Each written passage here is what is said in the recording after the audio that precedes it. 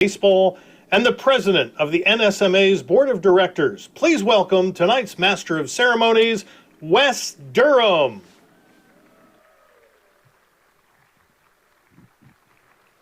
Good evening, ladies and gentlemen. Good evening. What a lovely reception. Sounds like you folks have been treated to an open bar for the last hour. Welcome to the Grandover and the 65th Annual National Sports Media Association Awards Program. We're delighted to be here at the Grandover again this year and want to thank them again for their continued support of NSMA. And to the great people of the Triad and Greensboro in particular, thanks again for being such welcoming hosts to our guests from across the country.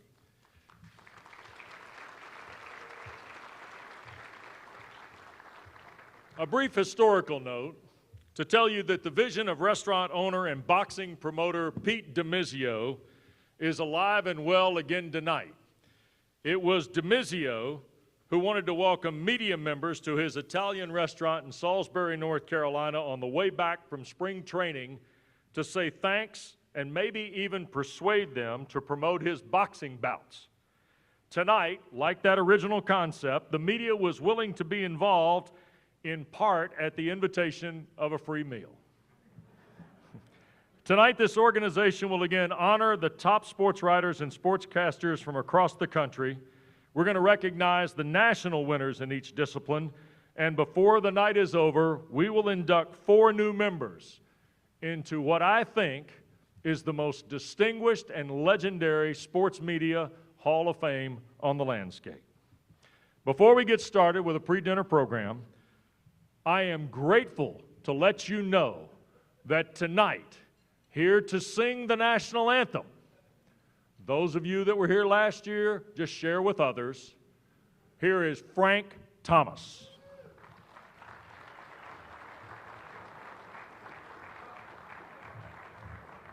Won't you all stand?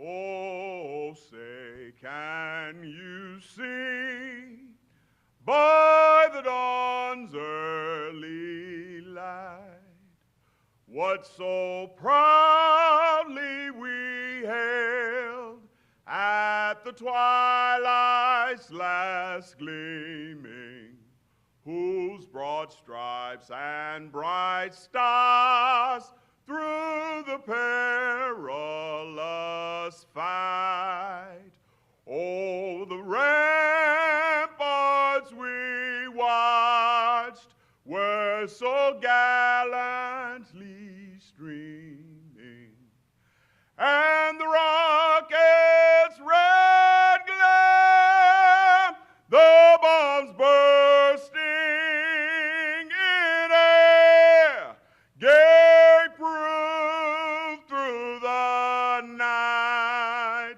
that our flag was still there. Oh, say does that star-spangled banner yet wave? Oh, the land of the free and the home of the brave.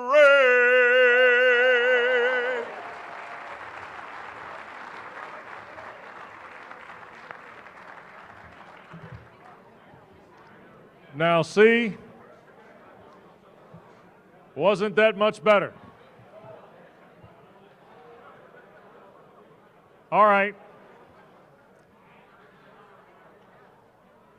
Let's continue our pre-dinner program. Ladies and gentlemen, my pleasure to welcome the Executive Director of the National Sports Media Association and one of the first SI Newhouse School of Public Communication graduates to appear on the stage tonight.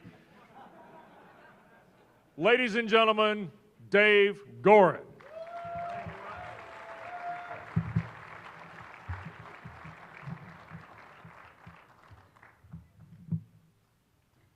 Thank you, Wes. Trying to make sure the water doesn't go right down my leg that I just put in there. All right, we're going to start with the state Sportswriters of the Year. Again, thank you all for being here tonight.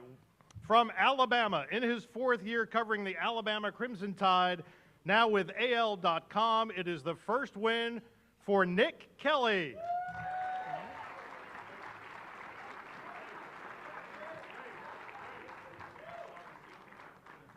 Dan Shaughnessy, could you please come up and help present these awards? Hang on one sec for Dan, Nick.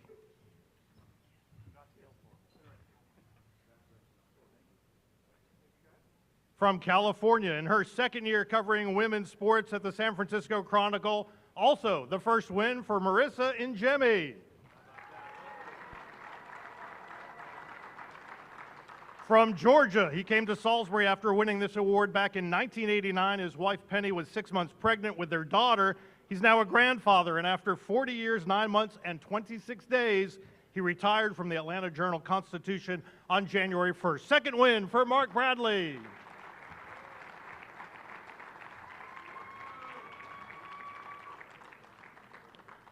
Also from Georgia, 4 seasons covering the Atlanta Falcons as part of their in-house media team. She contributes to breaking news, analysis, long-form features, podcasts, and on-camera interviews. First win for Tori McElhaney.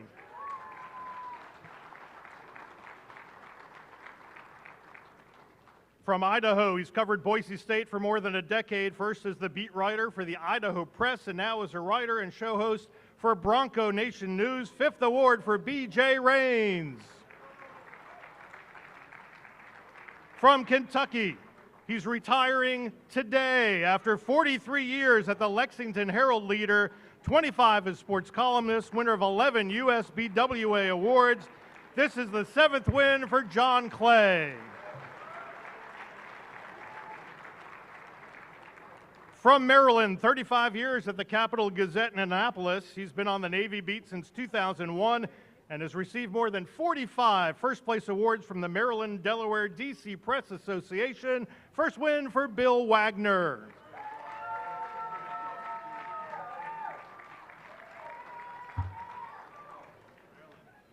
From Mississippi, just finished his 12th season covering Mississippi State sports for On3 and the Starkville Daily News. Also a co-host of the popular Thunder and Lightning podcast. First win for Robbie Falk.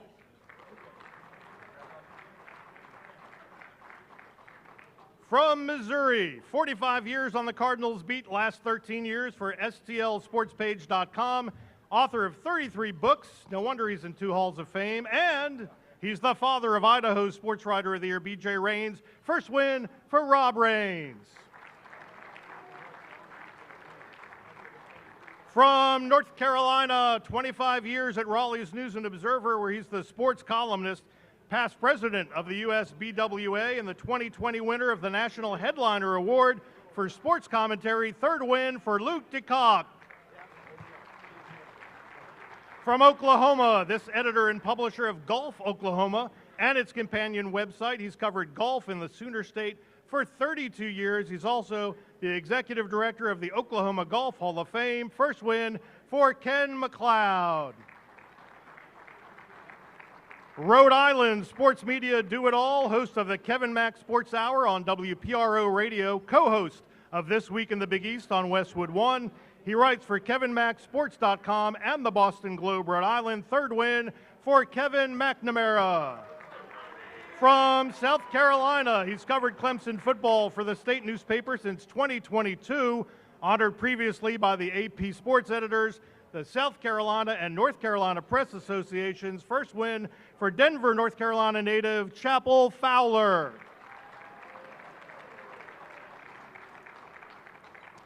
From Virginia, he says that productivity and reliability are the backbone of 24/7 news gathering organizations. And that's what he's tried to provide in his 44 years at the Richmond Times-Dispatch. First win for John O'Connor. And how about another round of applause for all of our state sports writers of the year. And I see that all of our state sportscasters of the year are lined up over there. If you are a state sportscaster of the year and you're not over there, please get over there, and we'll ask Mike Tirico to come up here in a minute, Mike. We have one other award first. Our next award recipient finished a 40-plus year career last year as one of the premier voices of NASCAR on radio. Doug Rice worked his way up from smaller cars and smaller trucks to the big boys, eventually becoming the president and lead anchor of the Performance Racing Network. He remains the only announcer to call the Indy 500 and Coca-Cola 600 in Charlotte on-site on the same day, the famous Doug Double. He also served 5 years on the National Sportscasters and Sportswriters Association Board of Directors in our hometown of Salisbury, North Carolina. Ladies and gentlemen, please welcome to the stage the 2025 Lifetime Achievement Award winner, Doug Rice. What's up, Dave?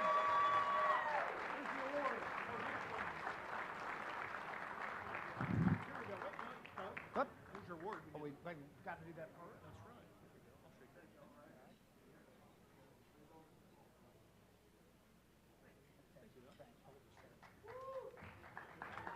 Thank you much, Dave. In deference to all the folks lined up to get their awards, these remarks will be very short. I'm grateful to be here. I'm very humbled by being honored by this group. I am from Salisbury, North Carolina, the home of the original NSSA, so this is doubly humbling for me. I've been really blessed. I'm just glad God didn't give me what I deserved. He showed me a lot of grace. We have a table here that was bought tonight, so I'm going to recognize our wonderful sponsors because that's what we do in racing. Thank you, Speedway Motorsports. I was able to do this because I was surrounded by really great people, including my wife of 47 years, Penny, who was my biggest cheerleader and harshest critic at the same time. You did a great job at both of those things, sweetheart. Our director of the broadcast for the last half dozen years, Laura Beth Barnhart, also from Salisbury. There's a big connection here with Salisbury and the late WSTP radio. Harold Hamrick, who has engineered every NASCAR Cup Series broadcast I have ever had the privilege of doing for PRN. Thank you, Harold, man. You've been awesome all these years. That means a great deal. And Kent Bernhardt, maybe one of the best production people on the planet, also a WSTP alumni. Also at our table tonight, Alexis Erickson, who's been invaluable to my career and helped steer the last year of my retirement, which could not have been better. Thank you, Alexis. Much appreciated. Jerry Horn, when they say go into the city and find one honest man, Jerry is a sales guy that has ethics. So, Jerry, I love you very much. One of my best friends and a Rhode Islander, whatever that means. And, of course, David Stiles, who has received the Jack of all trades Swiss Army Knife Award at PRN and deserves it. And if you're looking for an aspiring broadcaster, find David after this. Two quick anecdotes. Secrets of success. I got asked that a lot on my retirement tour. One, and my wife pointed this out today, she goes, "This must be a big deal. You're wearing socks."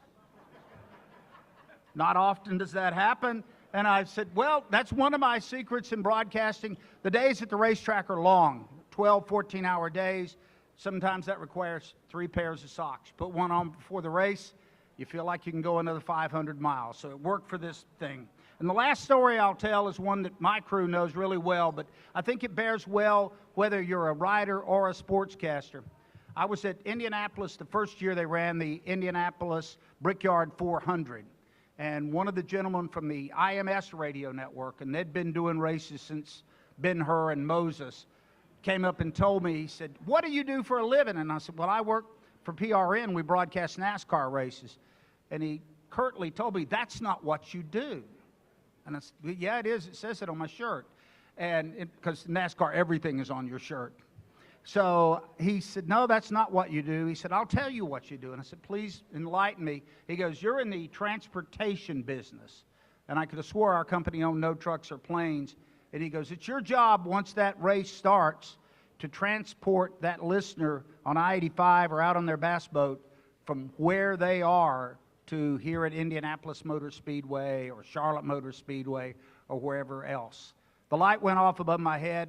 And that has been the dictate that I have gone by every day that I stepped on the racetrack and up into the broadcast booth is how can we get the people from where they are to where we are? And it was quite a journey. I'm very humbled. Thank you very much. God bless you all.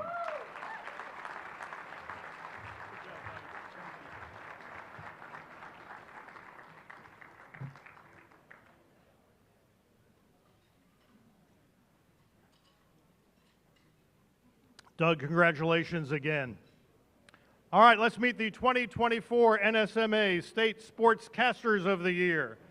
From Alabama, he just completed, and Mike Tirico joining us to present the awards. From Alabama, he just completed his 18th season as the voice of the UAB Blazers, calling the basketball team's 2024 AAC Conference Tournament title in its first year in the league. First win for David Crane. Also from Alabama, 23 years as the radio and television voice of the Troy Trojans and co-host of the Long Short and McKnight YouTube podcast, former Jeopardy contestant and first-time NSMA winner, Barry McKnight. Who is Barry McKnight? From Arizona, this six-time Emmy winner has covered the Cardinals, Coyotes, and the D-backs since 2000. As a reporter and anchor, this is the second win for Jody Jackson.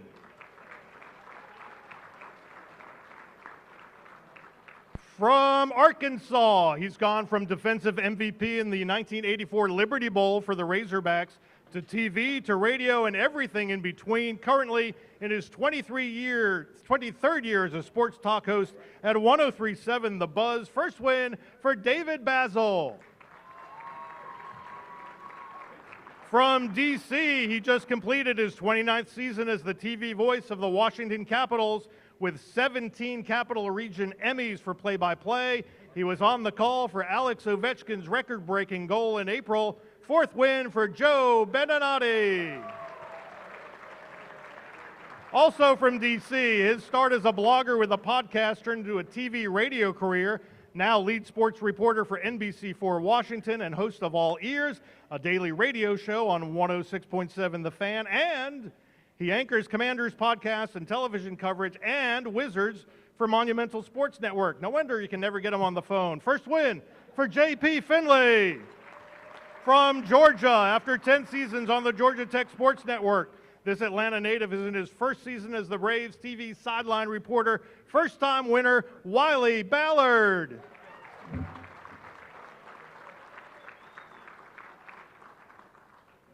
From Idaho, 5 years as the host of Idaho Sports Talk, the longest-running sports radio program in the state's history. On KTIK Sports Radio, The Ticket, winner of 4 straight awards for Best Sports Talk Program in Idaho. First win for Johnny Ballgame, John Mallory. From Iowa, as the former weekend sports anchor at WOI-TV in Des Moines, he captured every moment of Caitlin Clark's historic senior year to the first 10-win season in Iowa State football history. First win for Jake Brend. From Kansas, he's done it all since arriving in Wichita in 2021. Super Bowl Radio Row with his daily sports talk show to play-by-play for Wichita State softball and women's basketball. First-time win for Pat Strothman. From Kentucky, a hybrid journalist who pitches, produces, writes, edits, and anchors stories on all things UK athletics. She's the nightly co-host of BBN Tonight. First-time winner, Maggie Davis.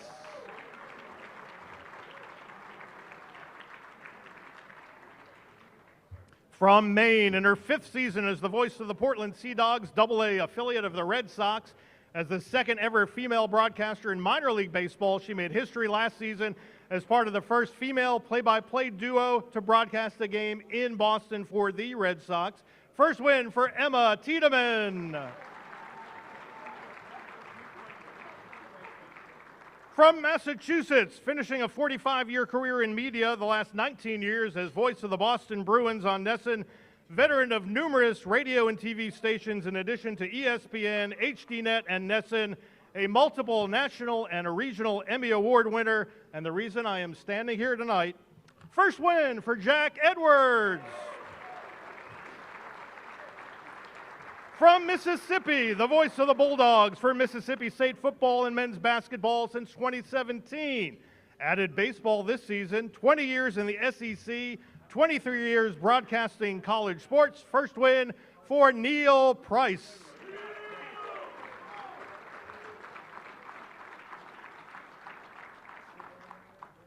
From New Hampshire, just finished his 32nd season calling UNH men's hockey, including 3 national championship games. 30 years as a PA announcer for UNH's men's basketball, 10 for football, just retired after 30 years teaching as well. First win for Pete Webster. From New Jersey, 22 years on the Seton Hall Basketball Radio Network, including last year's NIT Championship. 25 years as the voice of the Northeast Conference, 23 years as GM of the Sports Broadcasting Camp. He's called over 2,000 games in his career. First win for Dave Popkin. From New Mexico, more than 10 years at KQRE-TV. In addition to covering all things Albuquerque and vicinity, this Emmy-nominated anchor reporter is known for his Sunday night special, Pick Six. First win for Jared Chester. From North Carolina, this 13-plus year Charlotte resident is about to start his third season as the radio voice of the Carolina Panthers. He's also in his 18th year at ESPN, calling play-by-play for college football, basketball, and lacrosse. It's the first win for Anish Shroff.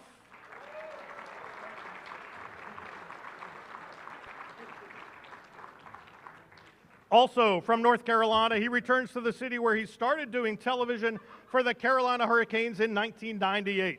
He provides commentary and analysis on Canes TV and radio, just off the team's second Eastern Conference Finals appearance in 3 seasons. First win for Trip Tracy. From Ohio, with more than 20 years at Cincinnati's WXIX-TV, where he spent the last 12 years as sports director, fresh off his 4th regional Emmy for Best Human Interest Story, first win for Joe Danneman.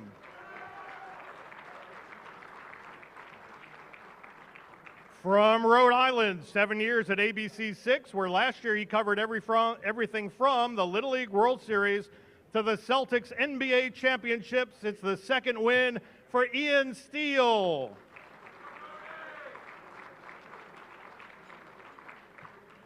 From South Carolina, about to complete his 6th season as sports director at WYFF-TV in Greenville. Winner of several awards on the state and regional levels, it's the first win for Mark Whiteman.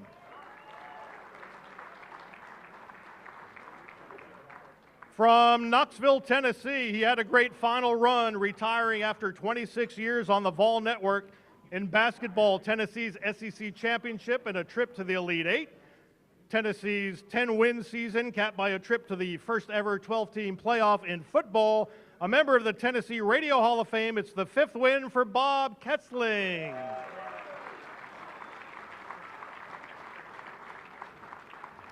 From Austin, Texas, where he covers the other UT, 30 years as sports director at KXAN-TV and 21 years as part of the Longhorn Radio Network, where he covered Texas's transition to the SEC. First win for Roger Wallace.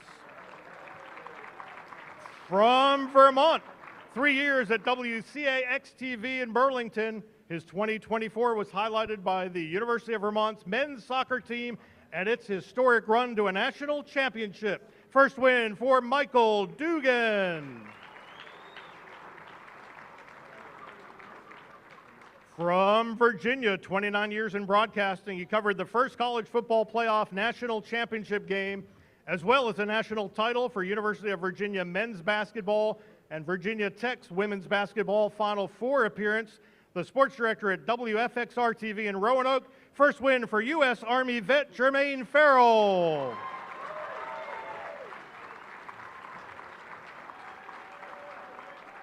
A 54-year radio veteran from West Virginia and a U.S. Navy veteran. This man just finished his 52nd year as the lead play-by-play voice of the West Virginia State High School Basketball Championships. It's the first win for Fred Persinger.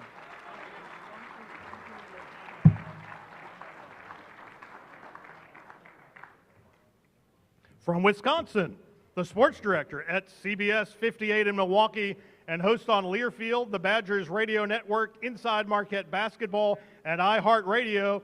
He interviewed Brett Favre in front of millions when Favre went into the Packers Hall of Fame. It's the 3rd win for Lance Allen.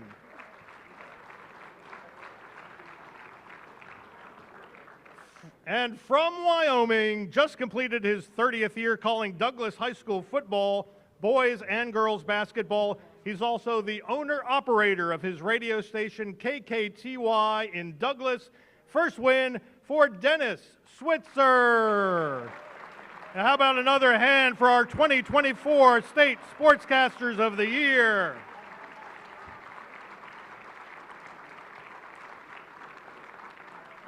And now, the words you've all been waiting for, let's eat. We will be back in about 25 minutes to restart the program. Thanks very much. Hello again, everyone. Please continue with your meals. We're going to begin the rest of our awards ceremony in a sec. First, I need to thank a few people. Our major sponsors and donors, NBC Sports, Fox Sports, the Greensboro Area Convention and Visitors Bureau, Don Flo, Ben Sutton, Grandover Resort and Spa. How about a great hand for the folks here at Grandover? Elon University, Speedway Motorsports, Inc. Thank you all so very much, and thank you to American Premium Beverage tonight. Thank you also to the NSMA Board of Directors. Those who are in attendance, please stand up for me and be recognized. Board members. And to our interns and volunteers, please stand and be recognized as well. Those are the people who help make this thing possible. So thank you all very much. And now, please welcome to the stage a longtime friend and valued NSMA partner. Since 2011, he's worked with us to present the Jim Nantz Award, honoring excellence among college student broadcasters. He is the founder and CEO of STAA, Sportscasters Talent Agency of America. Please join me in welcoming John Chalesnik.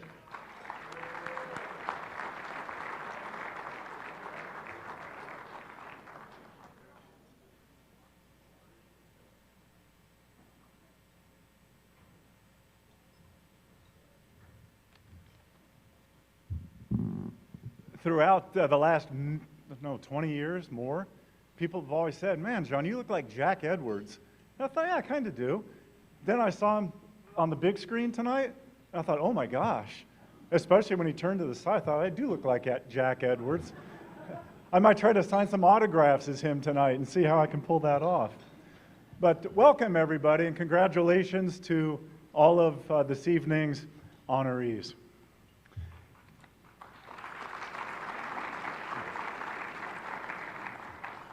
Have fun, you belong, it's sports. Our Jim Nantz Award winner wrote those 3 phrases on an index card prior to a broadcast a couple of years ago. Also on the card were a handful of things he wanted to work on during that broadcast. Then he used red duct tape to affix the card to the press box table. Always working to improve his mind and his craft is what has led him here tonight.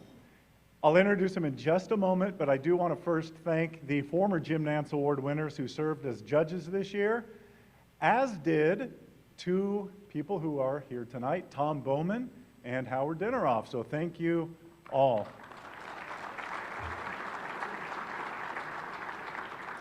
For the second time in 3 years, a play-by-play broadcaster from USC is the Jim Nantz Award winner.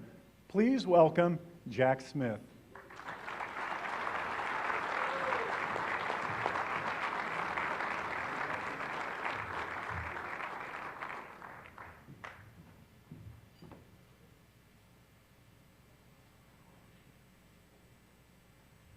Jack, if you will, before you take the microphone, take a look at the big screen.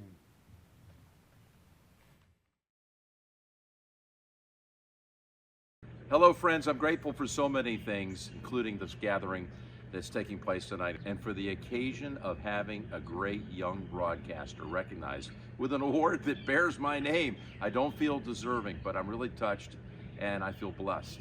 And this year, I'm so proud to introduce Jack Smith, this year's winner, who has come out of the University of Southern California, USC, with great distinction. I listened to his tape, and whether he's calling a baseball game, a football game, The description level is off the charts. It is so far beyond his years. I'm really, truly blown away. Jack, I just want to say you're going to have a wonderful, long, and historic career. I believe it in my heart. I'm so honored to have my name now attached with yours. And I hope that this occasion is everything you wanted it to be. It's just a small step in what's going to be a gigantic journey. And I will be championing you every step of the way. Jack, congratulations and keep it up.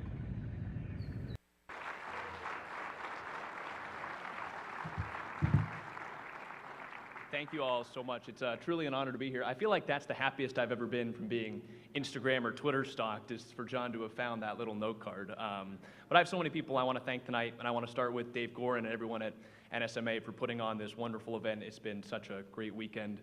Thank you to John and STAA and all of their wonderful resources, and for organizing this award year after year. I owe so many things to the mentors that got me here, starting back from when I originally learned broadcasting: Ryan O'Lean, JT Hanley, Jeff Peterson, Dan Duva with the Chatham Anglers, all my professors at USC, and so many professionals like you all who were willing to lend an ear and give me advice. I want to thank so many other organizations as well, namely USC Athletics, USCFootball.com, and our student radio station, KXSC. As John might have mentioned, I do feel like USC is becoming one of the places to be for sports collegiate broadcasting, and I'm more than proud to be up here as the second in 3 years, a Trojan, talking to all of you. And I want to shout out my four-year broadcast partner, MJ Newsome. He was also a first-team All-American by STA this year. He could easily be standing here tonight instead of me, so MJ, this one's for you. And I saved, for me, the most important for last. That is my parents, my mom and dad, and my wonderful family, who have helped me in so many different ways. But as I was coming up for this speech, there was one story that really stuck out to me. I think a lot of broadcasters know they want to be broadcasters when they're born, or at least you hear the stories about early on, but that was never really me. You know, I wanted to be a baseball player. It's kind of a dream of mine growing up, and I guess I thought I was going to be the first ever major leaguer with a 70-mile-an-hour fastball, but if you ask the people that I grew up with, they would have told you I had convinced myself my splitter was just that nasty. But I'm not sure I really believe that anymore, but safe to say I was pretty surprised when I was cut from my freshman year high school team, and didn't take it well, as any teenager probably would not. But my parents knew what I needed in that moment, and they recommended that I check out the Sports Broadcasting Club at my high school, because they knew that I had an appreciation for play-by-play growing up, which is easy when you listen to John Miller, Dave Fleming, and Dwayne Kuiper do Giants games growing up, but I didn't really know that's what I wanted to do until I went to that meeting later that week, called my first game later that month, and have not looked back in the moment since. So I'm not sure I would be a broadcaster if not for my family. I know that without my family and everyone else I've mentioned, I wouldn't be here tonight, and it truly is an honor to be here. So thank you all so much.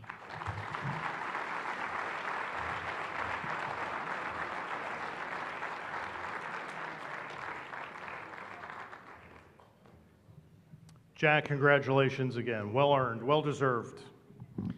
Time now to honor our Big House Gaines College Basketball Coaches of the Year, sponsored by the Greensboro Sports Foundation and First Horizon Coliseum. Our Division II winner took his Fayetteville State women's basketball team to another CIAA tournament title, the first back-to-back championships in school history. With that, the Broncos qualified for the NCAA tournament. Please welcome the Division II Big House Gaines Award winner, Tyreece Brown.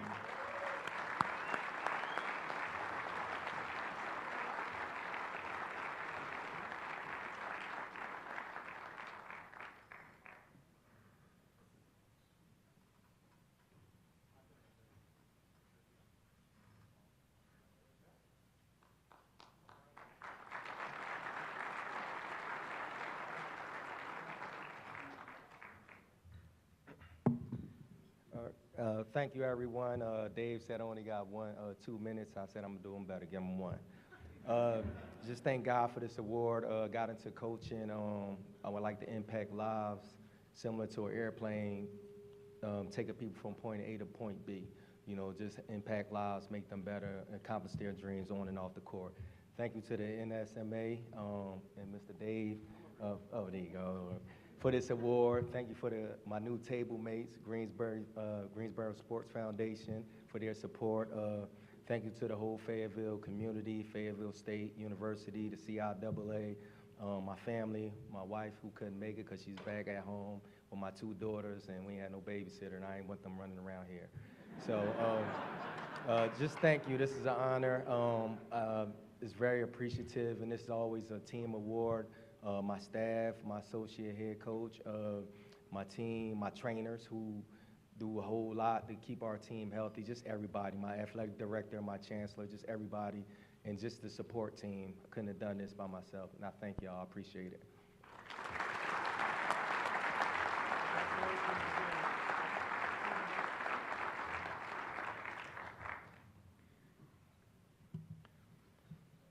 Our Division I winner is Dennis Gates, who led the Missouri Tigers to a 6th-place finish in the 14 tournament bid SEC.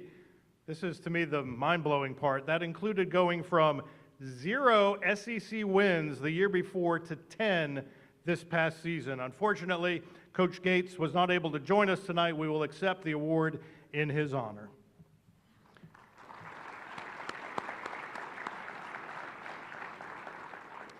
Our next honor is the Woody Durham Voice of College Sports Award, which honors the legendary voice of the North Carolina Tar Heels and the father of tonight's MC, who I will invite to join on the stage in a bit, or now. The award is co-sponsored by Learfield and UNC Athletics. To present our winner is Learfield's Tom Bowman. Tom. Oh, there you are. Thank you very much. It's actually quite an honor. This award was created some time ago.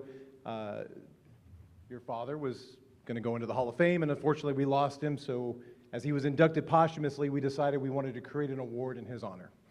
So in 2018, we created the award, the Woody Durham Voice of College Sports, along with the University of North Carolina. When you think about the voices of the program, and there's a lot of them in here, you are the voice for the fans. Right? We love the game, we love the players, but we love the voice. And you're the voice for those fans. So every year a committee votes on some of the best voices of the program. We look at things like preparation, recognizability for their school, tenure, efforts in the community, working and mentoring young broadcasters, and of course, character. This year's winner, Ray Goss, just completed his 57th season as the basketball voice of Duquesne. His debut was on St. Patrick's Day, March 17th, 1968. By the way, I was born February 24th, 1969, right? Thank you. It was excellent.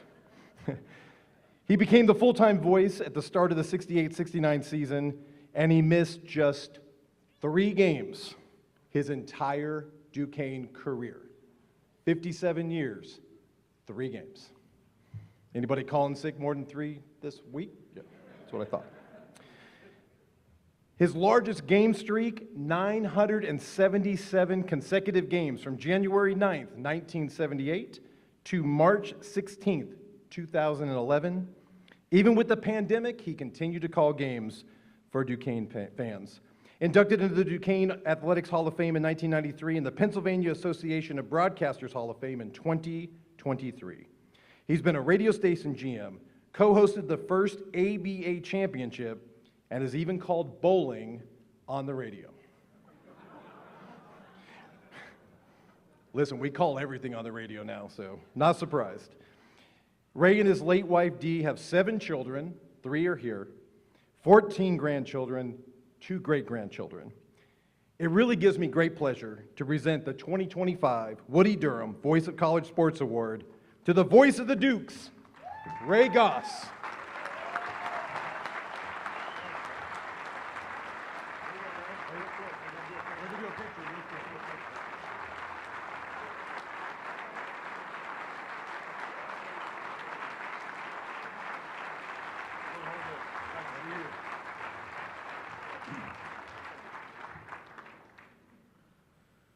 Thank you, Tom, and I would like to thank the National Sports Media Association for this very prestigious award.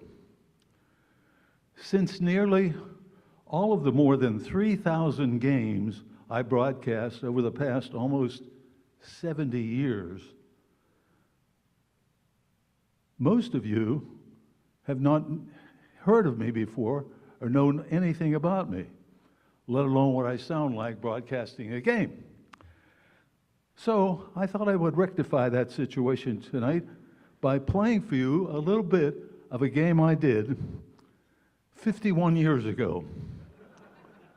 Here then are 8 seconds of this game between Duquesne and Providence before a sellout crowd in Pittsburgh. Providence, by the way, was ranked number 9 in the nation and an obvious favorite, but the game was close all the way and went into overtime.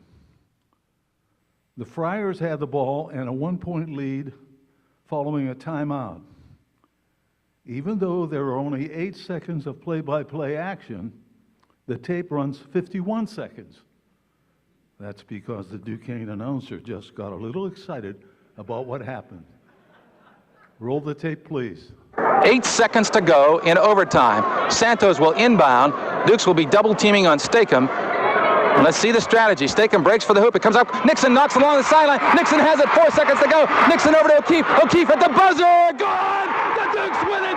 The Dukes win it. O'Keefe hit the corner jumper from 20 feet out, and the Dukes have pulled a sensational upset at the buzzer over Providence, 88-87. A fantastic play by the Dukes as Nixon intercepted the inbounds pass, dribbled up the middle with 4 seconds to go, fed it in the corner to O'Keefe. O'Keefe, who's not noted as a good shooter, is now being carried off on the shoulders of his admiring teammates and fans.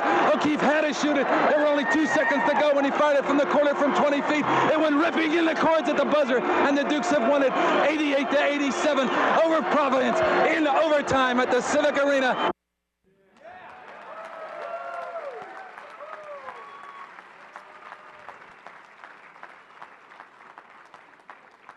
If I did that game today, I don't think I would get as excited. I'm too old.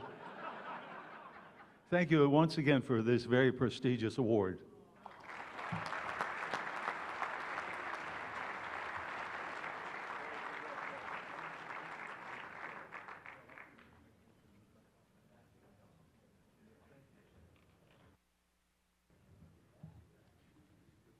Ray, that was a great call. I enjoyed that tremendously. Congratulations again. Once again, if you would please, welcome tonight's MC, Wes Durham.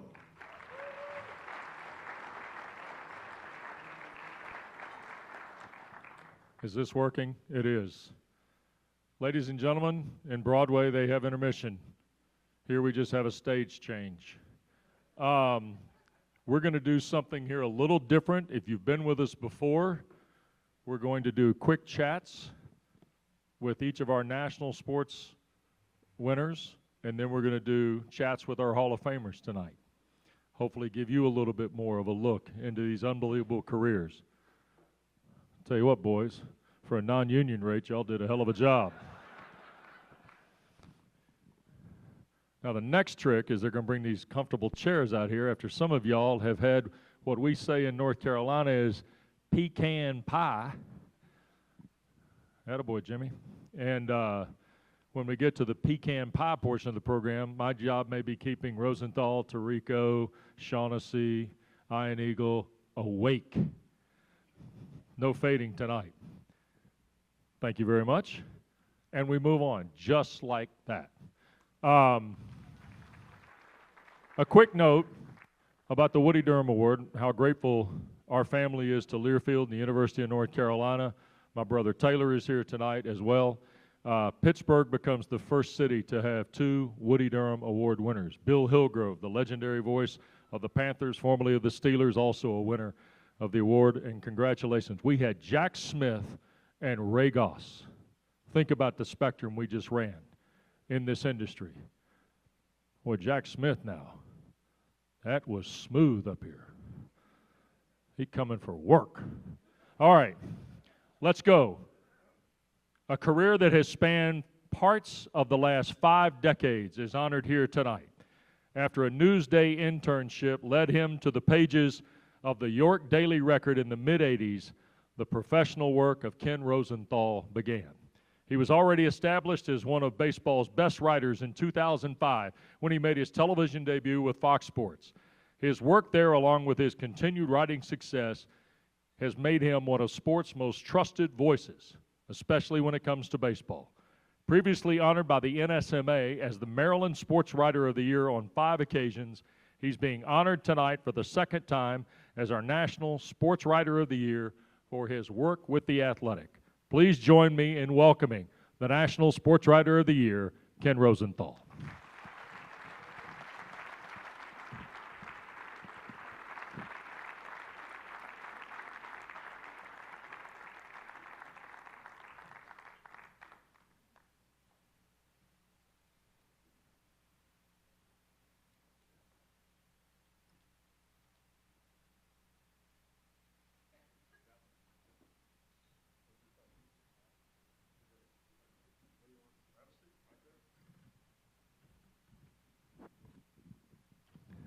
Welcome. Thank you. Let's start with Newsday to The Athletic, then adding television, and it really seems like all this has been perfect. Fair? Nothing's ever perfect, Woody. But I've been very blessed, obviously, and none of us get here alone. I've had a lot of people look out for me along the way. John Delapina was a guy I knew from college. And when I applied for newspaper jobs coming out of school, I went 0 for 75. I went 0 for 75 even though I had connections in the metropolises of Biloxi, Mississippi, and Fargo, North Dakota. They rejected me. John was my college buddy. We worked at the newspaper together, and he got me to York, Pennsylvania, and that was my first job. And then from there, I went to Courier Post in South Jersey, and there I met a guy named Dick Girardi. I was covering harness racing at the time.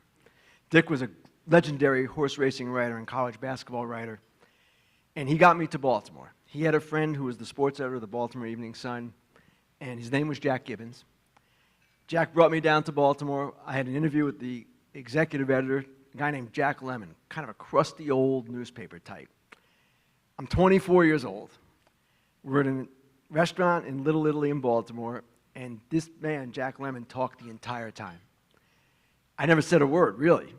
And then the next day he told the sports editor, we can't hire this kid, he's too young. Well, he fought for me, he hired me. And I was at the Baltimore Sun for quite some time, 14 years. And there was a moment during that time toward the end where I was a columnist. My wife, we're watching TV one day, we're watching ESPN Sports Center, and I can't remember which of my friends was on. It was either Jason Stark or Tim Kirkjian. And my wife, who was the brains of our operation, in addition to being an amazing wife, amazing mother, she said, hey, why can't you do that?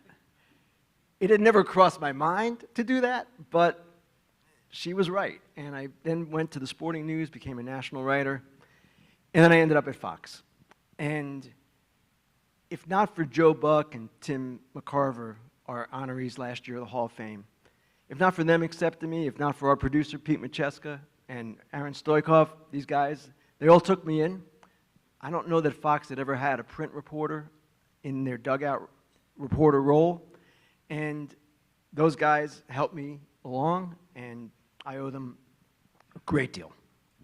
Here shortly, Dan Shaughnessy is going to join the ranks of the Hall of Fame. I think he's inspired you as well, is that correct? Dan's one of my heroes, and we are both alumni of the late, not so great Baltimore Evening Sun.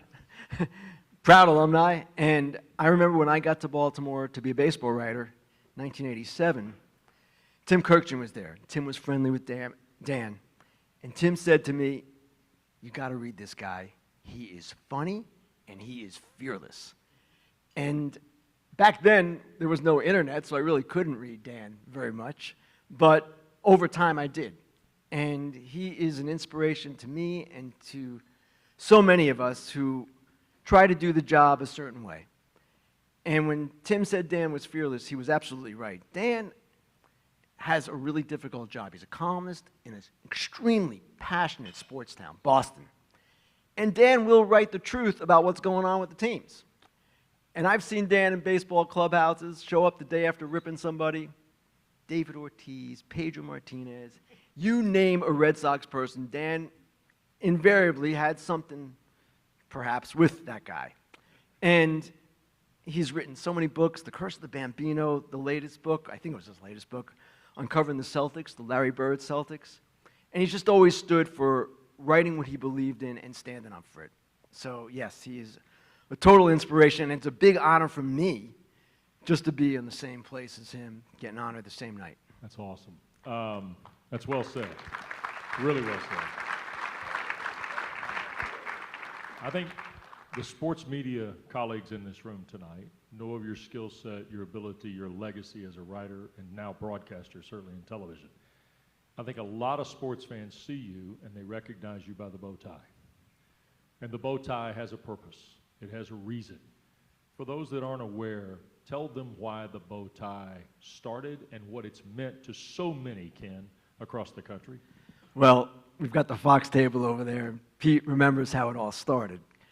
David Hill, who was the head of Fox Sports, 2010, he wanted to distinguish me in some way. I guess what I was doing wasn't distinguishing myself enough. And he said, he was an Australian, he said, put that guy in a bow tie. So they did. That's an excellent David Hill impression, by the way. They did, and in the 2010 World Series, I wore it for the first time. We had a guy named Jim Bernard tying it for me. Our wardrobe people bought these bow ties, and there I was wearing it. And the World Series ended, I thought, whew, I'll never have to do that again. But then I got contacted by a guy named Dhani Jones, former NFL player, and he's got a foundation. It's called the Bow Tie Cause.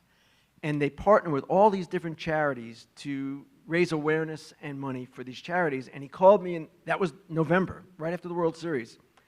And he said, would you like to wear our bow ties? My first reaction was, I never want to wear a bow tie again.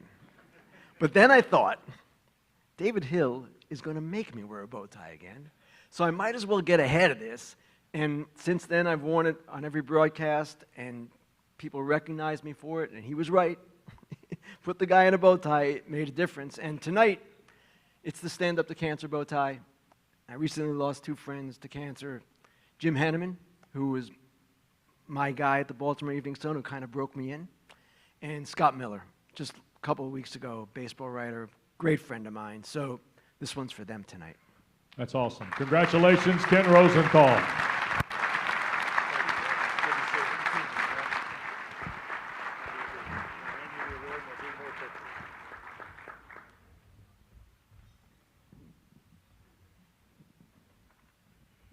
Tonight marks the second time in the last 3 years that Ian Eagle has been selected the National Sportscaster of the Year by the National Sports Media Association membership. In many ways, he's long overdue for these 2 honors in the last 3 seasons. You'd be hard-pressed to find many peers who are as versatile, informative, and insightful with the years of service and, all honesty, just flat good as Ian Eagle is.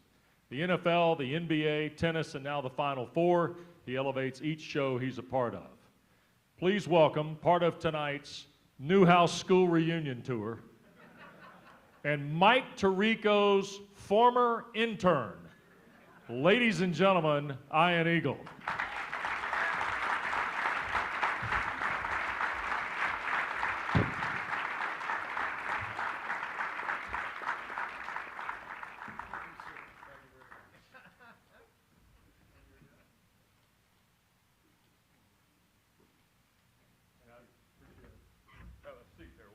Yeah, looks good. Yeah. Comfy. Hello, Greensboro. I feel like Henry VIII. Look at this chair. Wow. What a room, huh? What a room. What a luminaries. It's amazing. As Dean Martin used to say, we got a lot of celebrities here tonight. We huh? do. We Yeah. do. This is fantastic. So where does being Tirico's intern rank among the honors you've received in your career, Ryan? I'd say 7th, probably, in my life. No, the reality is, obviously, Mike and I have a friendship that dates back to 1987.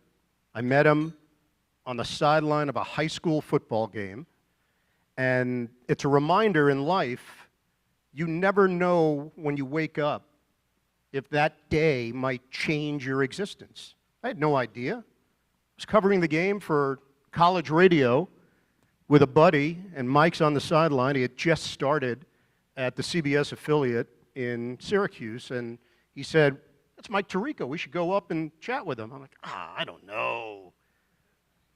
Why?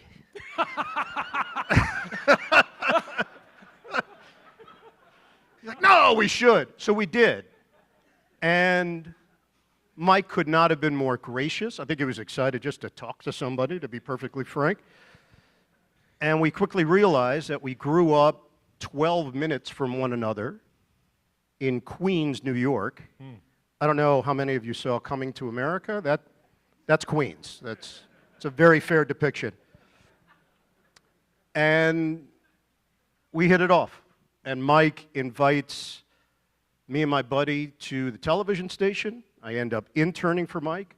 I eventually end up producing for Mike. But the real highlight, I called women's basketball at Syracuse, and Mike's wife, Deb Gibberatz Tirico, was the starting point guard. Floor general, feisty. That was the highlight. Forget Mike. I called Deb Gibberatz Tirico's games. I have a cassette tape somewhere. It exists. Big call, like Ray's call, very similar to Ray Goss's call. So the connection goes very, very deep. So what do you credit your longevity in this business? I acquired some photos early of television executives. No. Come on. Compromising pictures. That's the secret sauce, Wes. Great. Yeah, you know. Exactly, I mean, yeah. You know. That's it. No, Noah and I are talking later, so this is all good. In all sincerity, it's a combination of so many things, but one of them is the people you surround yourself with, and the fact that I have such great people in my life that accepted this career choice. My wife, who is now known as Noah Eagle's mother, not really my wife anymore. Alyssa, I don't even know. I'm never home, so what's the correct pronunciation? Whichever. She answers to either. And then my son, Noah, who decided to pursue this career. I've never heard his stuff. I hear he's very good. If you want, send me a reel. I'd be happy to critique it. Sounds a lot like his dad. Probably would. Similar problem. Yeah, would take place maybe in the fall when I have some time to listen. That'd be good. And my daughter, Erin, who is not a sports fan at all, she thinks I'm a pharmaceutical rep. She has no idea what I do for a living. She called my wife earlier. She said, "Do you think Dad will win tonight?" She's like, "He already won. It's over." She had no idea.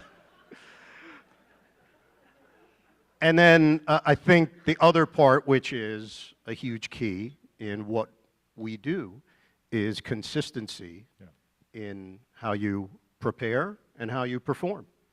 And that's really the essence of it. Nobody sees the preparation. Yeah. Nobody's there. It's you in an office or on an airplane or in an airport, wherever. But you got to do it well so that you can perform well. And I believe in consistency. That's been part of my motto throughout this. Every game is important. Every call is important. And it matters to somebody out there. So I take none of it for granted, and I think every broadcast you do has to be special in some way. In our final minute here, why Ian and not Ian? Yeah, very good question. Is that written or is that off the cuff? Yeah, it was a question submitted by someone in the back. Oh, was earlier it? At the cocktail The back, party. table 22? Yeah. I understand. 20, 21, 22. Yeah, no, not I quite get sure. it. I get it a lot. It's actually Ian. I've just been fooling everyone for 56 years. I'm just a major troll. Just call me Ian Eagle. No, it's Ian. My parents, I was born in the late 60s, 1969. And who knew at that point my parents' decision to do something different would still be talked about 56 years later? Incredible. I still find it humorous For many years, there were professional athletes, general managers, that called me Iron Eagle. And I answered to it. I loved it. Iron Eagle was a terrific movie. Louis Gossett, Jason Gedrick. Then they made a second one, not quite as good. Then a third, and then it wasn't funny anymore. It's funny initially, but by the end, I wasn't laughing as much. Ladies and gentlemen, the National Sportscaster of the Year, Iron Eagle. Thank you.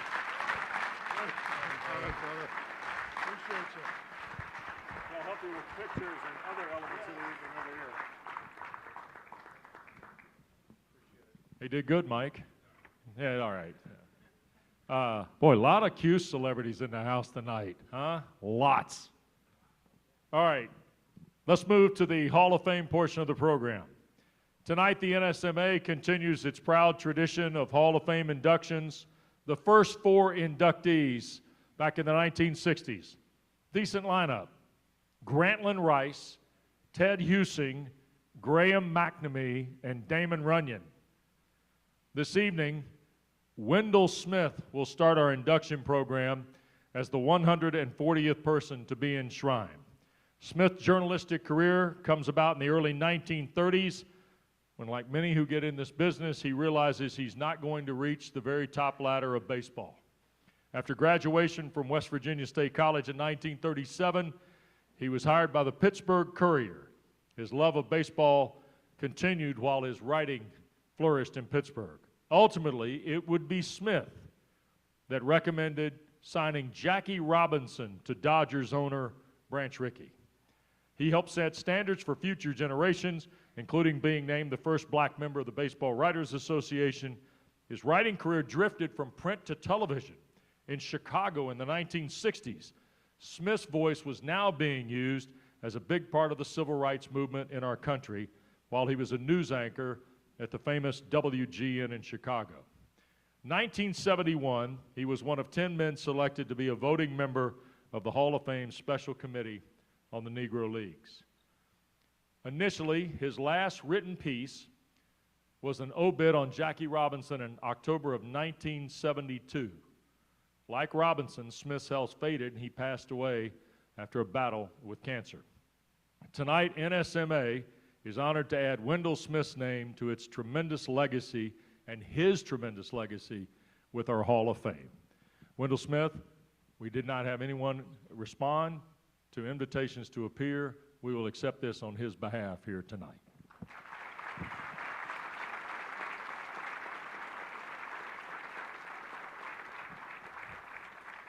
The next Hall of Fame inductee. The work of Charlie Jones on our television was seen for almost 40 years in this country. After graduating from Southern Cal, where he played tennis, he got a law degree from Arkansas, and he began his broadcasting career while serving in the Air Force. It was Lamar Hunt and the AFL that brought drones to our home in 1960 in a game that was produced by Roone Arledge that featured the Dallas Texans and the LA Chargers at the Memorial Coliseum.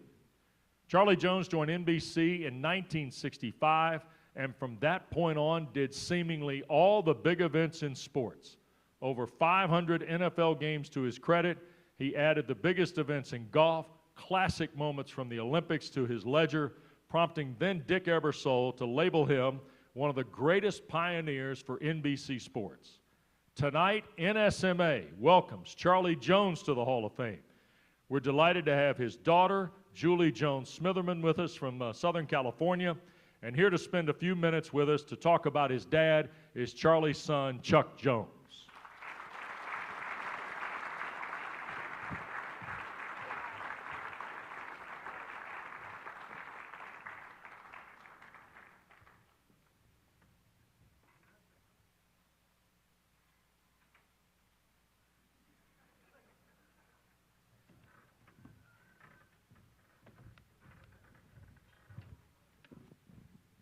It's a 35-pound piece of granite, just in case you're scoring at home. Andy McDowell's got the hardest. Andy got the hardest job here tonight, handing the slab. Chuck, first of all, thank you. Thank you for being here. Thanks for making. Chuck lives in Sun Valley, Idaho. So he made a commitment, and Julie's from the Southern California, so we appreciate you guys being here. It means a lot for this organization to be able to honor your dad. Many of us remember the big events that your dad did. Of all the events he did, was there a favorite one for him? Probably the 1988 Seoul Olympics. I mean, for a few things, and if they'll throw up the first slide from the 800-meter finals, Dad really enjoyed live races. And what you're seeing right now is his board that he put together for that. Names are spelled phonetically. As he said, he never liked Eastern European names because they never had any vowels. But he enjoyed, again, 100-meter dash, 800 meters, and he did swimming also at the Barcelona Olympics. So live races where positions could change. Julie was just telling me tonight he did some IndyCar races. He would have little matchbox cars in the booth, and that's how they had to track who was ahead and how places changed. By the way, who are the broadcasters in here geeking on the Charlie Jones Olympic charts? Come on, show of hands. Come on, we got some chart geeks in here now. Those of you that, everybody, if you know, you know, and if you don't know, you're just seeing chart geeking going on here. You talk about the Olympics. His voice resonates, though, with so many other things. 500 NFL games, Chuck. Was there a favorite one there? Oh, probably Super Bowl I. So he was the sideline reporter at Super Bowl I for NBC, the only telecast where they had two networks. Pat Summerall was for CBS as sideline reporter, and they knew each other from USC. So they were sharing information. But at halftime, NBC had a special guest, a guy named Bob Hope. And Bob, at halftime, walked down through the stadium, down to the field. And he walks up to my dad and says, "Biggest effing mistake I ever made."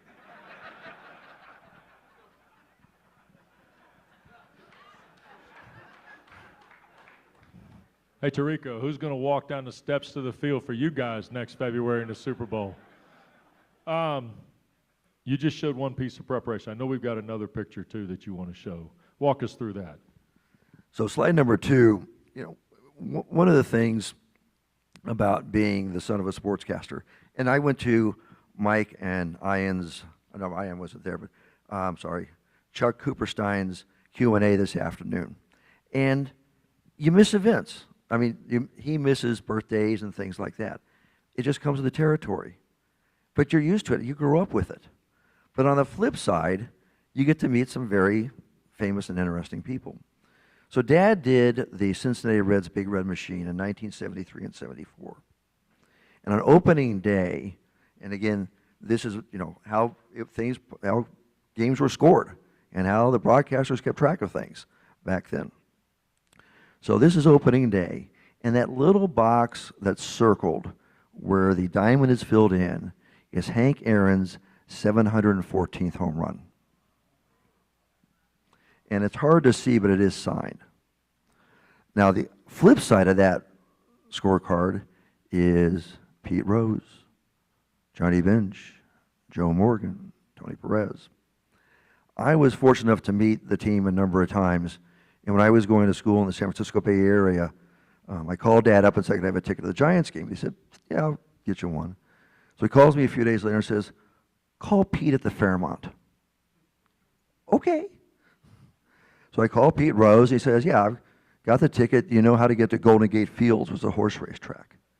"Yes, sir, I do." "Are you available at 1 o'clock tomorrow?" "Yes, sir, I am." So we go to the horse races and bet on 4 different races. He has me place his bets.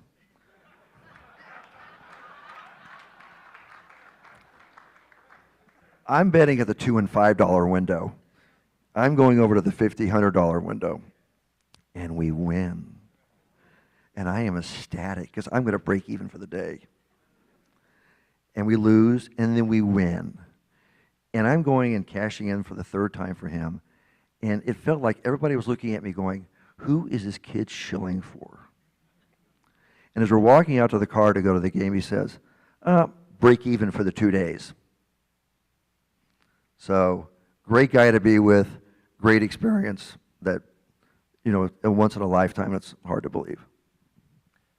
I know it's been almost 20 years since your dad passed away. When you think about this honor, what do you think it would mean to him and other people in your family, extended family, his friends, those folks, the people that knew him best? What would this honor mean tonight? Well, it is huge. And Dad was fortunately also inducted in the NFL Hall of Fame back in 1997 on the Pete Rozelle Award. But what's different about this one, it's for really multiple sports. You know, he did 28 different sports. He did 3 Olympics, Wimbledon, French Open, skydiving early on in the 1960s for ABC Wide World of Sports, motorcycle racing on ice outside of Moscow. Yeah, not one of his favorite ones, to say the least. But he basically did everything. And so, and this is what this, you know, Hall of Fame really is. Congratulations to your dad. Thank you so much for being here. Thank you. Chuck Jones.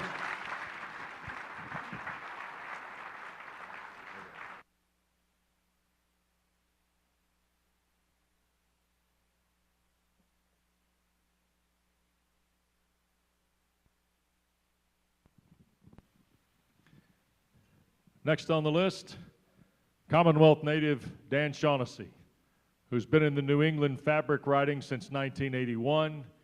He joined the world-class roster at the Boston Globe, and that newspaper is dotted through our Hall of Fame, and tonight adds yet another elite name from their pages. 14 times the Massachusetts Sportswriter of the Year, 13 times he was named one of America's top 10 sports columnists by the Associated Press sports editor. The author of 13 books, including the New York Times bestseller on Terry Francona, from the College of the Holy Cross. Please welcome to the NSMA Hall of Fame, Dan Shaughnessy.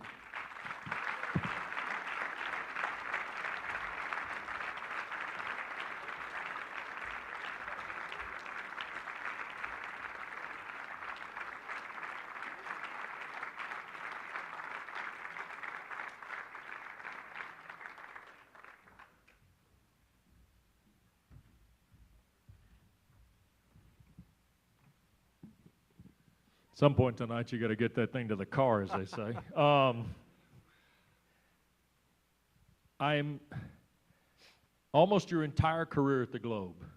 Ken mentioned the work in Baltimore. What do you remember most those days covering the O's? Well, it is, thank you for citing the Boston Globe. My old boss, Joe Sullivan's here. And really, the Globe, they're all over that program you have there. I mean, Bud Collins, Will McDonough, Bob Ryan, Peter Gammons, Lee Montville, Leslie Visser, Jackie McMullen. And so I think I'm 8. And I worked there while I was at Holy Cross as a part-timer, covering high schools and whatnot. And I got to be 21, 22, and like we've had a lot of young people here the last couple days looking to get into the business. And Kenny and I, oh, by the way, Kenny, you didn't have to spend your whole time talking about me. That was really nice of you. That was really thoughtful. So I need to talk about Kenny some more. But so, you know, when you're that age, you just don't think it's ever going to happen. And my father was like, when are you going to get a serious job? And, you know, because no benefits and part-time and high schools and all that. And eventually, Peter Gammons recommended me in Baltimore. There was an opening there. And so I landed, and I was 23. I think I had flown twice. The sports editor, Bill Tanton, walked me down to the bank and opened a checking account. I had never written a check. Got an American Express card. It says right on there, since '77, you know. And I remember I went out to the hardware. In Baltimore, there was this hardware store, Stebbins Anderson, 1,000 years old, and you could buy anything there. So I bought a desk, a hammer, and some Izod shirts with my first check. And the girl said, "Is this your birthday or something? What is this you doing?" And then next thing I know, I'm on a charter with the Baltimore Orioles going to Seattle, and Jim Palmer sitting down next to me. It's like, Jim Palmer, I have his picture on my wall when I was a kid. And Earl Weaver was the manager, and Frank Robinson was a coach, and Eddie Murray was a rookie, and Cal Ripken Sr. was in the third base box, and I had written a sidebar on his son, who was a good soccer player at Aberdeen High School. And everyone was so nice. I had been in 2 states, Massachusetts and New Hampshire. Now I'm in Maryland, people were so nice to this young guy. And the Orioles covering that team, it was just a real blessing to be around all that greatness and the generosity. And I remember at the end of the season, this is how it was in the old days, they would give us a sheet of paper with the addresses and phone numbers of all the players, in case you want to call Brooks during the off season, you know. I mean, that doesn't happen today. So there was a lot of things that, you know, we reference that as we get older, things that don't happen today. But it was such a blessing to have been there at that time, and really very grateful. And so if anybody here from Maryland, Baltimore, thank you guys. It's good. Yeah. That's yeah. awesome. It's good. Precinct ringing in from Baltimore. So you cover the Orioles, but as Ken pointed out, you were funny, you were fearless, you seem perfect to cover the Red Sox. You also cover the Celtics. That's the other thing. You have two of the most passionate, hard-edged fan bases in all of sports, Dan, as your daily, if you will. Yeah. And again, when I grew up in New England in the 60s, the Celtics won the championship every year. When I went to kindergarten, they were the NBA champs. And when I went to the next time they weren't, I was a freshman in high school. They won 8 in a row. They won every year. So we were spoiled by that. And here I am in the 1980s throwing on the Celtic beat for the Boston Globe. And Red Auerbach, he's there. And it was all real, the cigars, all that stuff. I went to Red's office, told him I was going to write a book on him. He said, yeah, I got nothing to hide. Go ahead, do that.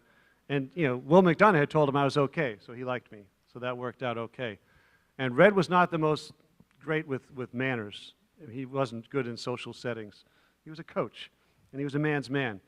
When my young bride, Mary Lou, who's over there, who I met covering the Orioles, another benefit of that, we had our first baby, Sarah, and Red gave me a box of Dutch Masters. In the old days, you handed out cigars. So I had Red Auerbach cigars to hand out when the baby was born. And invited Mary Lou to join us in Salt Lake City for the NBA Board of Governors meetings, 1984. And lo and behold, Red comes out of the Board of Governors meeting, waddling with his cigar. I said, Red, this is my bride. This is our baby, Sarah. You gave me the cigars. Thank you so much. He looked at that baby. He looked at my wife, says, lady, you got a lot of balls bringing that baby out here, you know. And then just went away, you know. It was like, Mary Lou's like, what was that? No, he's telling you you're tough and you're fierce, and he admires that, you know. So that's just Red's way of being courteous, you know, is the thing. I was going to ask you what your most memorable event was, but I think I already know. Yeah, there were a lot of things like that. I mean, it was a different time, and again, to be around these legends, again, Baltimore, Brooks Robinson, Earl Weaver, and Boston, and we got to know Ted Williams. I got to know Ted Williams. I mean, and he was an intimidating guy. So we've had so many stars, you know, Yaz, Bobby Orr, Larry Bird, John Havlicek, Raymond Bork. You can just, you know, Tom Brady was pretty good. So we had a lot of good things happen. You wrote the book on Larry Bird, an icon if there ever was one in Boston. I mean, certainly if you were to do the short list, he'd be on it. Yes. What, in reflection, does that book mean to you, and what do you think it means to him? The book on the Celtics, it's called Wish It Lasted Forever, Life with the Larry Bird Celtics. So Bill Walton, the late Bill Walton, we lost Bill a year ago, and he had said when I called him for talk about that time, when he went out at the end of his career, won a championship, sixth man of the year, it was like a gift from God. He got to play 80 games one more time. And he said, I wish that lasted forever. And that's, well, there's the book title. Thank you, Bill.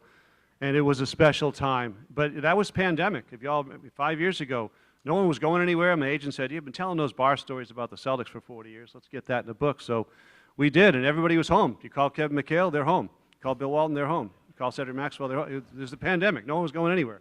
So it was a good time to do it. I was glad to get all those things down. And still available on Amazon. It's right there. I think, you know, so, yeah. Yeah. I would like one final moment here about the Globe. Yeah. And you mentioned the young people that are here today. This is a competitive business, Dan, even sometimes in your own sports department. You worked with, I mean, you're 8, you said, out of the Boston Globe. Why was the Boston Globe the best of this Hall of Fame today? It's the best place to do what we do as a writer, I always believed, because I'm from there, so it's easy to say. But the tradition, the nostalgia, the winning teams in this century, 13 championships in this century. It wasn't always that way.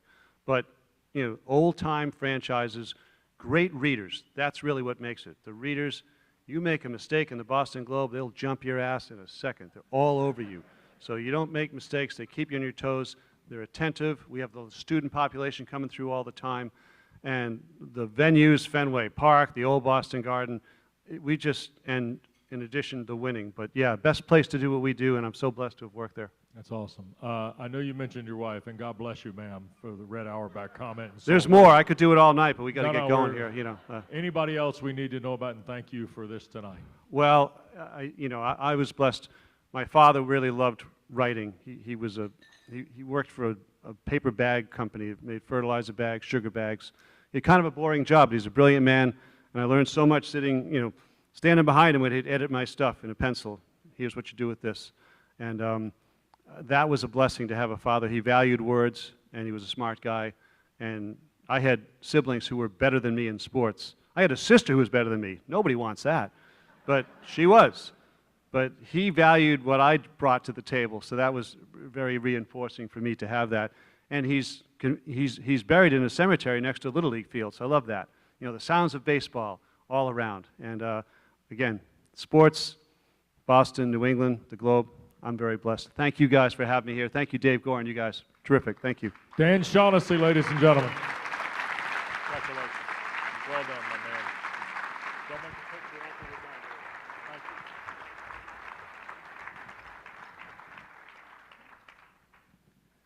Our final Hall of Fame inductee of the night.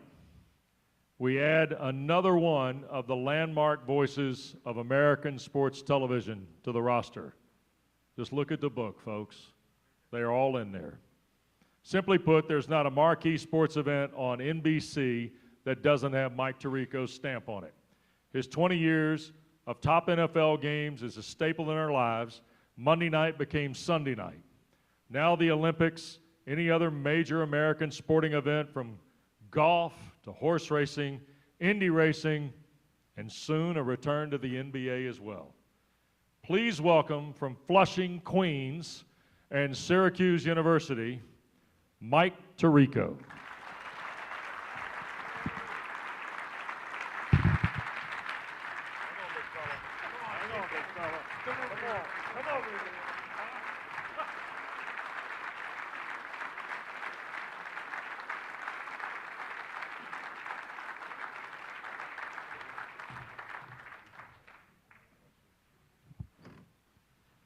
I understand that my words stand between you and the next drink. So I'll be brief. And one of the great economic terms in America, cash bar. That's right. And by the way, are there any folks from Greensboro here tonight? Oh, yeah. We got city folks thank everywhere. Thank you for hosting us. And we have several Syracuse honorees here. On behalf of all of us, we apologize for Coach Boeheim. Wait a second. We've been doing that now for decades around the country, and single-handedly, amongst all of us Newhouse alums, we'll get to every damn city in America to apologize for Coach Jim. I'd like to introduce maybe the biggest Syracuse celebrity in the room tonight. Can I? Sure. Ladies and gentlemen, the self-proclaimed all-time winningest student basketball manager in Syracuse history is here. Please welcome Kevin Belby, everyone. No, we stand, Belby. Yeah. Go Orange. Yeah. Self-proclaimed, Tirico. That's right. You think he's got stories? He does. Yeah. He does. We'll share them. We share a can't few tell more. any of them. No, here that's tonight. right. That's right. Let's start with our friends in Central New York. The impact of that place is special to you. It's special to Deb. I know what it means to your family. So what is it about Syracuse, not just professionally, which we all know, but personally for Mike Tirico? It's so much. And as I said at the session this afternoon, all of us from Syracuse apologize for how much we talk about we're from Syracuse. But we love it. It's an odd, special place because it's so cold. It's so miserable in the winter, yet we are so happy to be there and love going back. And don't you dare say anything about our school. We'll kick your butt. We get very defensive about it, very proud of it. For me, personally, Wes, it means It means so much. No one in the family, in our family, went to college. I was raised by my mom, who was a single mom before that phrase was kind of accepted as, wow, that's really cool. And my mom's here tonight. Love you, Mom. And her sacrifices, the rest of our family, allowed me to be the guy to live out that dream of going to the same school as Marv Albert, Bob Costas, Dick Stockton, Marty Glickman, who's kind of the godfather of all that sportscasting stuff. So Syracuse has that meaning to me as the first in our first-gen graduate. Met my wife there. We got married on campus, and as Ian stole before, is it Ian or Ian, by the way? It's my wife was the point guard at Syracuse. We were keeping score for the games. True story. Ian and our other interns would log the games, suggest and edit the highlights that we would use on the Sportscast. My wife's statistical career is not as impactful as the amount of highlights that ended up on News Center 5 Sportscast that I anchored, because all the interns, in a very next level way to suck up to me, would make sure that anything she did during the game was included in a highlight. So there's a whole group of people in Central New York, young girls in 1987, 88, who thought that Debbie Gibberats was the best point guard. She was Caitlin Clark, just 35 years ahead of her time. But we got married on campus. I met her, and without her, we wouldn't have two amazing kids, Jordan and Cammie, who are here with us tonight as well. So Syracuse means so much to me, my family, and the professional relationships, of course, with the Newhouse School, but the personal relationships. Ian stole half my story, so that's worked out great for me tonight. But Ian's one of many who are on this group chat of all of us annoying sportscasters who absolutely root for each other all the time and support each other, and it's a brotherhood that means the world to me, and that's what Syracuse has meant to me for these 30-plus years. Most of America knew you when you were at ESPN, and you started there, and you spent 25 years with ESPN. You made a move to NBC in 2016. How difficult was that move for you, given your legacy with ESPN and the things you had done with ESPN and ABC? Well, my wonderful representative, Sandy Montag, is here. He made it easier for me to make the move by coming up with the right number. No, I'm joking. Kind of joking. We're kind of joking, right? Come on. Sandy, also part of our Syracuse family as well. And thank you for being here tonight and all you've done for me and our family over the years as well. But when we say family, it was hard to leave ESPN. As a matter of fact, 34 years ago today, I started at ESPN. And my last day at ESPN was 9 years ago today. I worked 25 years to the day at ESPN and loved every bit of it, and that whole experience was great. And I was calling Monday Night Football, and what more could you ask for? But the folks at NBC offered just an amazing opportunity. Things I hadn't covered, like the Olympics, the NFL involvement that NBC had.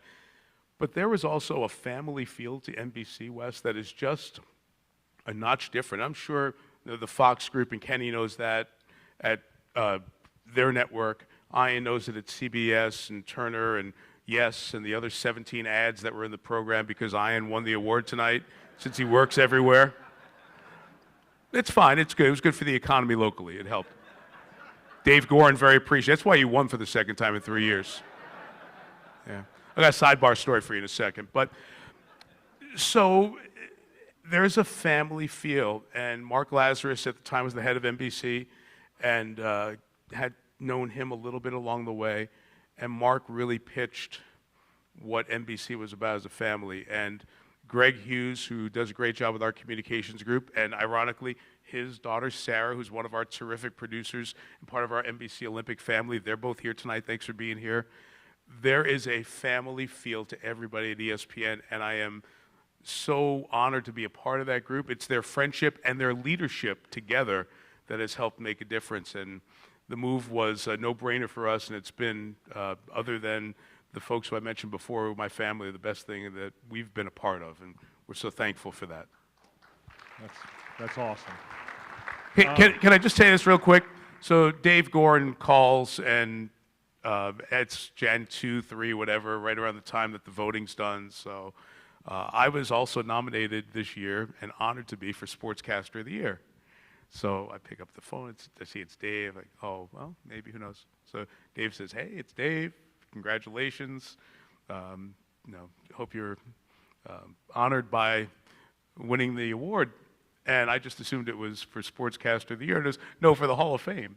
And I'm like, oh, who's the Sportscaster of the Year? Oh, Ian? What bullshit is this?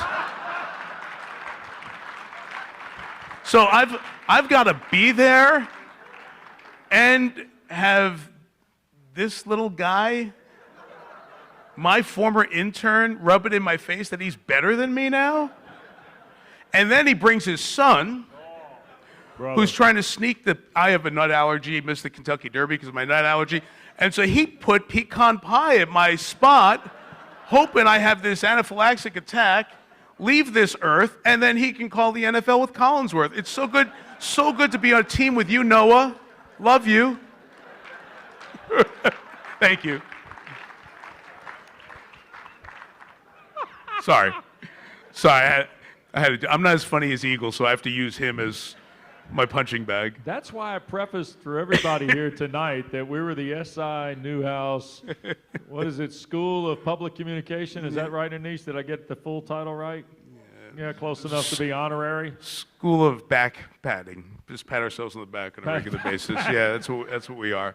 The one thing that you have shared earlier with the group this afternoon of young folks, nearly 100 folks who were signed up for our summit, and I know you have great thoughts and opinions about the future of this industry and where we're going in a lot of different ways. The way people consume the games, the way we have to do our jobs based on the way that game's consumed, among other things, right?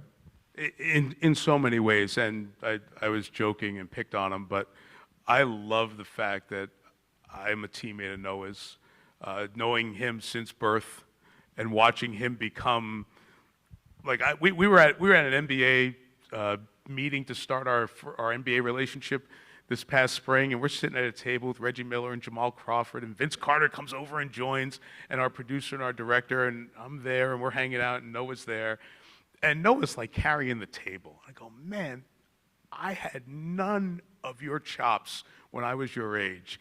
And Noah and Jack, as you mentioned before, Jack, where are you, man? Over there. Bravo, congratulations. Like your speech, I was like, dude, I can't do that now. And you're just leaving college as a senior. You're going to crush it. You should be so proud to have that award with Jim's great name on it, because he does mean that from his soul. He's one of the kindest, nicest people on the planet, and to be associated with the Jim Nantz name and award is so special. But for Noah and Jack and everybody who was at the session today, like, our business is in great shape because there are so many people who are starting way ahead of where we all started. Jack Edwards is here. Jack and I did Sports Centers together in 3 different studios ago for ESPN, and Jack did an amazing job there and then crushed it with the Bruins. I'm so honored that he and his wife, Lisa, are able to enjoy this night to honor Jack for his success, and Lisa, who was a producer with us at ESPN during that time as well. And they've seen it because they know it. Our business is so much better than it was when we were all getting started. It's because of a lot of the young people here. So thanks for doing that. The business is going to be challenged. Financially, it's going to be challenged. It's going to be challenged by AI. It's going to be challenged by information that's out there that you've got to sift through more than just the press releases that we all sifted through when we got started. But you're all up for the task. And to be a part of this industry and now be an old part of this industry with the Hall of Fame tag around my name is awesome, because you all are going to make what we do better. And you push us every day when we listen to this YouTube highlight or this clip. Damn, these kids are so good. So for everyone here, it's a challenge. The business is getting harder, but keep working, keep grinding. All the nerds who were up there with us doing charts today, like, I left there so happy because, like, look at this. There are like hundreds of us who were sitting there, and when you saw Chuck come up and show Charlie Jones' chart, how good was that? Right? That just made all of us smile, and our kids are like, yep, They're Dad's charts. I'm going to be pulling out Dad's charts in some 20 years and showing them to people. But that's the joy of all of this. It's that we get to share something that people come to for fun, which is sports, and we get to be the conduit between these unbelievable world-class coaches and athletes and the fans at home who just kind of use their thumb and find us for entertainment. So the future of this business is in awesome hands, and getting to see that firsthand is one of the highlights of what Dave Gorin, Wes is the president, everybody does with this organization, and it is a real ultimate honor to be not only a part of the organization, but to be honored by our peers and all of you here tonight. So thank you very much for keeping the future of this business going in the right direction. Can't say it any better than that. Thank you, bro. Thank you, Wesley. You're the best. Thank you. All right. Mike Tirico, everyone.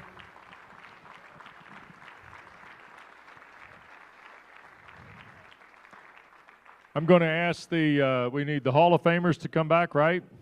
And the national winners as well. We're going to make some final photos up here. Once again, thanks to Kelly Harrell, the great people here at the Grandover, all of our sponsors tonight, Greensboro Sports Foundation, First Horizon Coliseum. Thanks to everybody you saw scroll on the screen here. Congratulations to all of our winners. It's been wonderful to have all of you here tonight for the 65th Annual National Sports Media Association Awards. We wish you safe travels home. Good night and God bless you. Thank you very much.